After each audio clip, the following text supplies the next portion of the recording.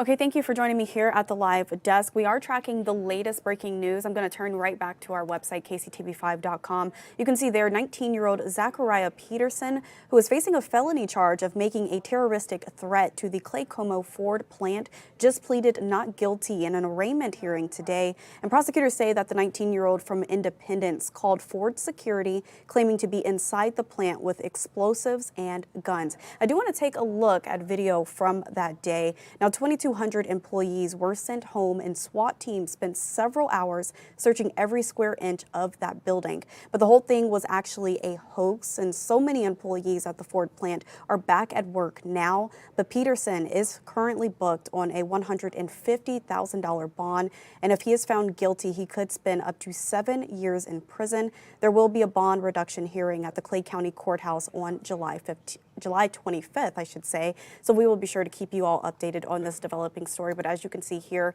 you can always head to our website, KCTV5.com, for the latest information on that.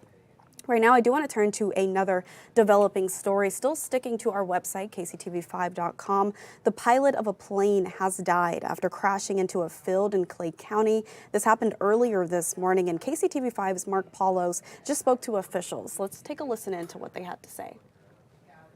Yeah, we got dispatched at 9:37 a.m. to a plane crash here in a soybean field that is at the corner of Cordell and Northeast 150th Street. It is east of Kearney. It is northwest of the Midwest Regional Air Center, a small airport in the Mosby area. And the plane had just taken off from that location before crashing in the field. We do have, it was a double-engine Piper airplane. It had one person inside, the pilot, and the pilot has been confirmed deceased.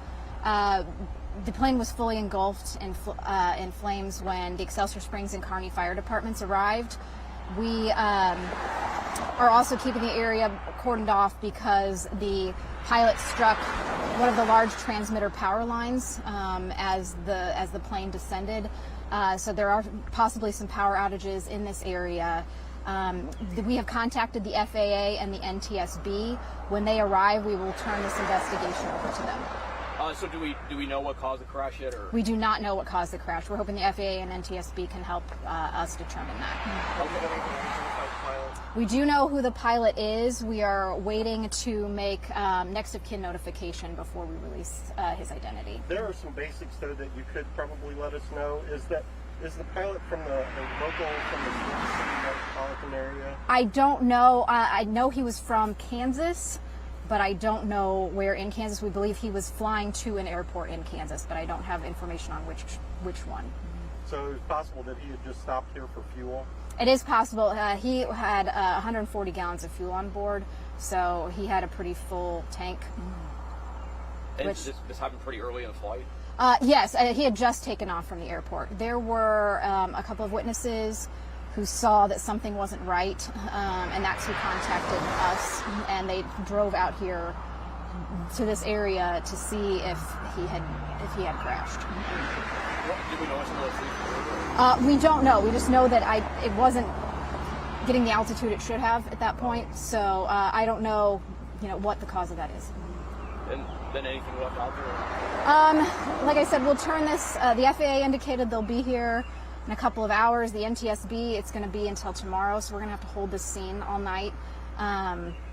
Obviously, we're very sorry for the pilot's family and friends, and we just wish them peace in this time. We're working to get electricity restored, to get that line fixed in this area.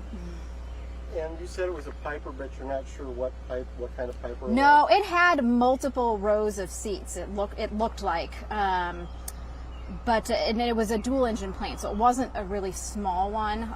It was a privately owned plane, and hopefully we can get some more information about that as the investigation goes on. Information? I don't know that. Could you estimate the amount of seats? Like, is it like a 10 seat? It looked like it had like 3 or 4 rows of windows behind the pilot, behind the cockpit, I guess. So I don't know how many seats go with windows. How far off the road was it? I would say maybe about 100 yards back off the road. So just a football distance from here to to that big tree right there? Yeah, I would say about that far. Maybe 150 yards, maybe a little bit further than that. The timeline from like the moment that plane left the tarmac to when it crashed? I don't yet. Very soon after it left the tarmac, because it's only about. I mean, you can look this up on a map, but it's 1 to 2 miles away from the airport, so it was very close. And it had left. It wasn't landing. It was taking off.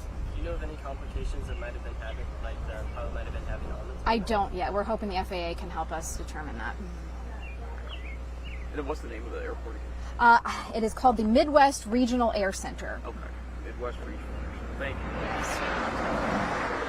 It's a Okay, so again, we just heard from officials as they updated us on the latest with that deadly crash that happened, the deadly plane crash, I should say, that happened in Clay County. Right now, I do want to just go over the basic details of what she just touched on. This happened near Northeast 150th Street and Cordell Road. And right now, the road to the crash site in Clay County is blocked off, and they also said it's because of the plane that hit a transmitter wire on the way down. So there might be power outages in the area, but of course KCTV5's Mark Paulus will stay on top of that story throughout the day today, and we'll be sure to update you all online and on air, so be sure to tune in to our newscast later on this evening.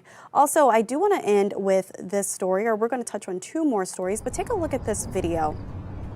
We are following this story that we touched on this morning. Police are still searching the Missouri River for an SUV as of right now, after getting calls from someone who said that they saw it sinking, and witnesses say they saw the gray SUV sinking at around 6 o'clock this morning. Kansas City Fire Department's Rescue Division responded to the scene, and a witness there told them it appeared there was no one inside. But right now, the Missouri Highway Patrol is sending a dive team to continue the search later on today. And of course, we will continue to follow that story as well. Now, heading into our very last story with Catch Up Quick right now. This is new video coming in following a press conference this morning. The Negro Leagues Baseball Museum is preparing to celebrate the 2nd annual HBCU and Greek Night hosted at Legends Field on August 17th. And KCTV5's Nathan Brennan has the latest with that. Announcement without the sharp-dressed man to my left, Bob Kendrick. He is joining us right now. And I know August 17th is a big day. It is a big day. We're really excited about Greek Night with our friends over at the Kansas City Monarchs and the other community partners, the Heartland Black Chamber of Commerce, and our friends over at Carter Broadcast Group, specifically KPRS.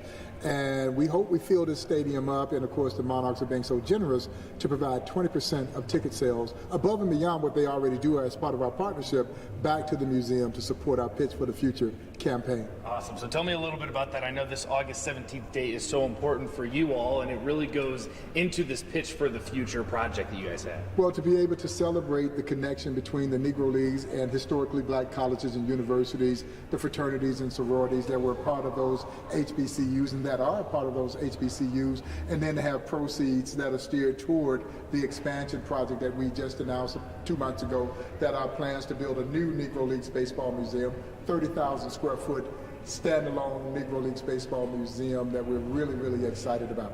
And I'm excited for it too, Bob, because I can see your picture is going to be here on the building, yeah? Well, we don't know if we're going to keep on Bob on the side of the building, but my friends over at Pendulum thought it was pretty cool to have me on as part of the schematic. But we'll see if I stay on there by the time this thing is all said and done, but I'm certainly flattered. Absolutely. Well, Bob, we appreciate you as always. Again, August 17th, Monarchs baseball game, HBCU night. 20% of those proceeds are going to be coming back here to the Negro Leagues Baseball Museum. Go ahead and toss back to you, Carolina.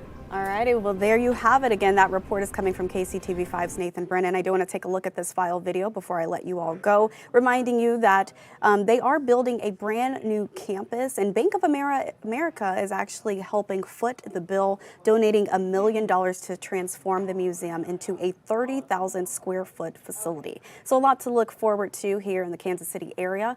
And of course, I will continue to keep you all posted on the latest breaking news as far as local and national. Right now, I'm going to leave you all with this live shot.